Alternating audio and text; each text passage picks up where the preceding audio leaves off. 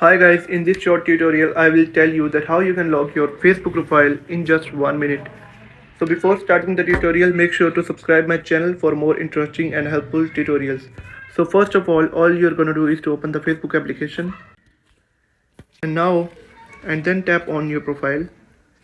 Now click on the gear on the top right corner. Now scroll down and you can see here is an option of profile locking. Click on it and then you will simply click on lock your profile. Now click on OK. Now your profile is being locked. Only your friends will be able to see your profile picture and cover photo and your stories. Otherwise other people will not be able to see them. So if your Facebook application is not showing the profile locking option, only you need to do is to update your Facebook application so I hope you have liked the tutorial. If your problem is being solved, make sure to subscribe my channel and like the video. Thank